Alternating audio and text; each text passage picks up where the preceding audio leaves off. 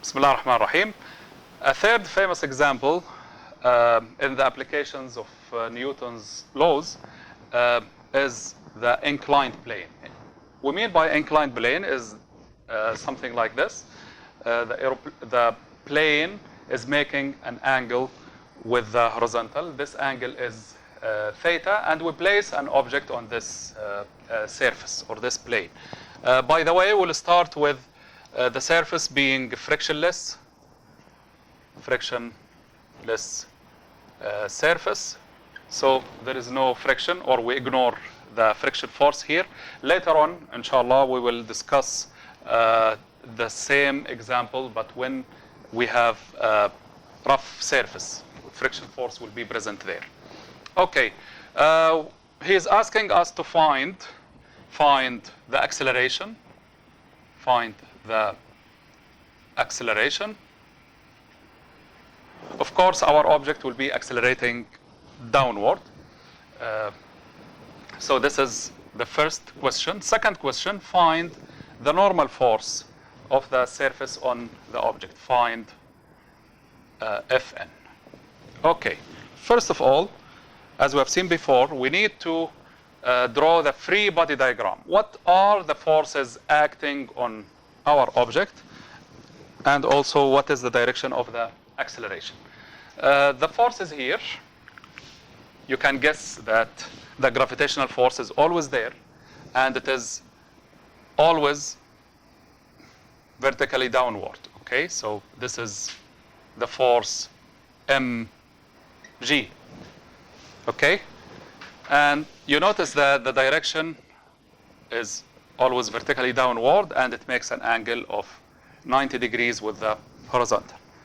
The other force is the force exerted by the incline on the object, and this is what we call the normal force. And the normal force is always perpendicular to the surface, and this is why we call it normal. Normal means perpendicular. Okay, so this is Fn. Is there any other force?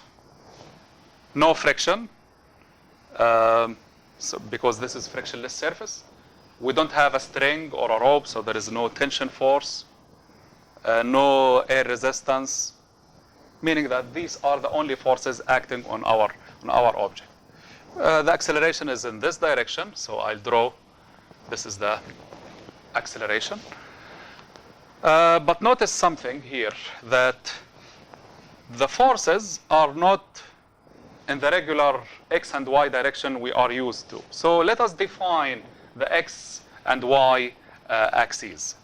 For inclined problems, we have the convention that the y-axis will be perpendicular to the incline. Okay, so the normal force will be along the positive y-axis. Okay, so this is my positive y. Okay, as I go down, this is my y-axis, and my x-axis will be parallel to the incline. Okay, so this is my x-axis. So this is my positive x up the incline. Negative x will be down the incline. Okay, the normal force will be with the positive y-axis. Okay, and this is the negative y-axis. As you can see, I don't have any problem with the normal force. The normal force is already along the positive y-axis, so I don't have to worry about decomposing the normal force. But now mg is not along the x-axis nor along the y-axis, so I have to decompose it.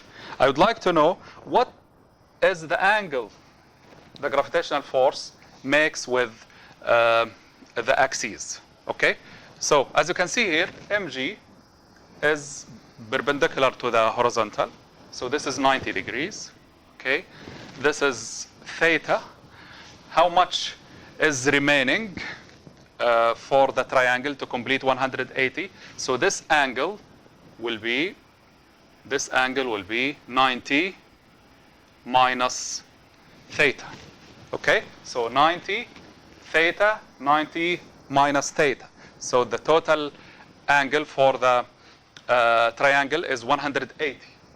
At the same time, we know that the angle between the x-axis and the y-axis is 90 degrees. So this is 90. The whole angle here is 90. But this is 90 minus theta. How much is remaining here? This should be theta. Okay? So the total angle is 90. This part is 90 minus theta. So this should be theta. So 90 minus theta plus theta will give me 90, which is the angle between the x and y axes. Having said this, now I would like to analyze the mg. I'll analyze it into two components. One component along the negative y, as you can see, one component here. Okay? And another component will be also along the negative x, which is this one. Okay? Let me draw it there. So this is my other component. So this component of the gravitational force is neighboring to theta, is the neighbor of theta. So this will be mg cosine theta, while the x component will be opposite to theta. Opposite to theta, this is why I'll give it mg sine theta. Okay? By this, I have analyzed the gravitational force into two components. One component perpendicular to the inclined plane, and another component parallel to the inclined plane. So I have to remove this force because I'll use its components. I have mg cosine theta as the y component and mg sine theta as the x component of the gravitational force. Please, dear student, don't reinvent the wheel. Every time you see an inclined plane, you go and resolve the forces. You convince yourself one time, okay?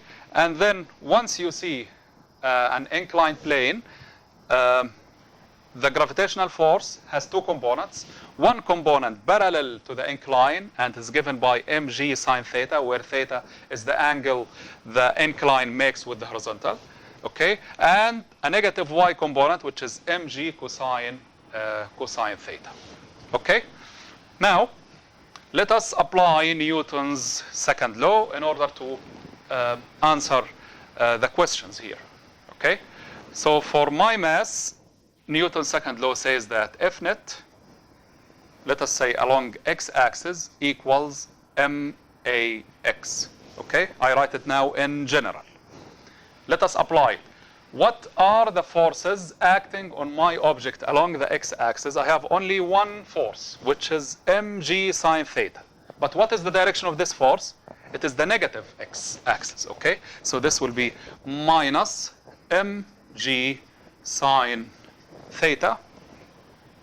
It is the only force, so I leave it alone on this left side, equals max. So it is the mass multiplied by the acceleration. But the acceleration, I see it is also toward the left, and the left is the negative in my convention.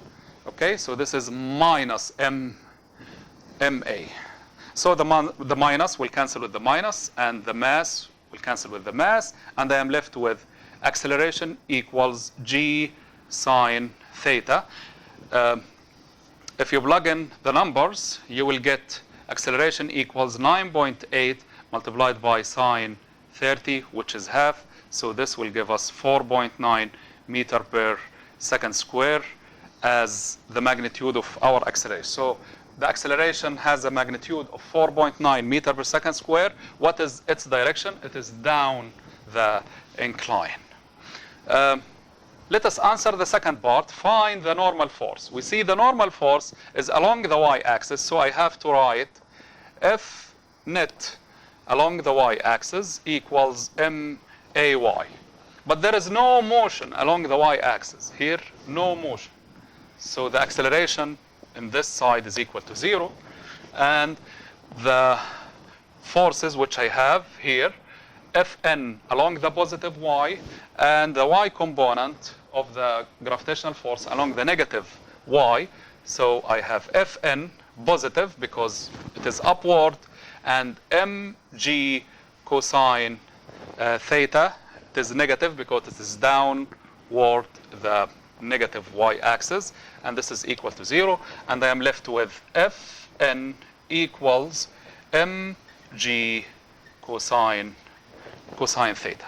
So this is the normal force, and we can plug in the numbers, and this will give us 10 kilograms multiplied by 9.8 multiplied by cosine 30, and this is equal to 84.9, and this is given in units of newtons. I hope with this example you understand how to analyze the forces in the case of inclined plane. Later on, inshallah, we'll introduce the friction, and we'll do the same in the presence of the friction force. Thank you.